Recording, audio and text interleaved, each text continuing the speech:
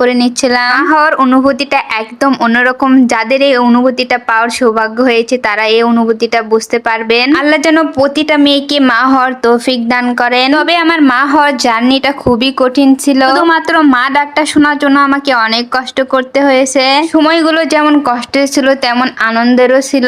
লোকে বলে মাকে ছাড়া নাকি মা হওয়া যায় না। এই কথাটা কতখানি সত্য সেটা আমি বুঝেছি যখন আমি নিজে মা হয়েছি। মাকে ছাড়া নাকি মা হওয়া যায় না, এই কথাটা একেবারেই সত্য কথা। এই পুরো মা হওয়ার জার্নিতে আমার মা আমার পাশে আঠার মতো লেগেছিল। আর আমার ভাই বোন তারা তো আমার মুখের কাছে বসে থাকতো, আমি কি খাবো না খাবো বলার আগেই মুখের সামনে নিয়ে এসে হাজির করতো। আজ আমার একটা কথা খুবই মনে পড়তেছিল, যখন আমি অসুস্থ ছিলাম তখন নিজের কাপড়টাও ধুতে পারতাম না, তখন আমার ছোট্ট ভাইটা আমার গোসলের কাপড় দিয়ে দিচ্ছিল। কথাই আছে না, মেয়েরা যখন মা হয় তখন তারা কার কাছ থেকে কতখানি ভালোবাসা পেলো, আদর যত্ন পেলো,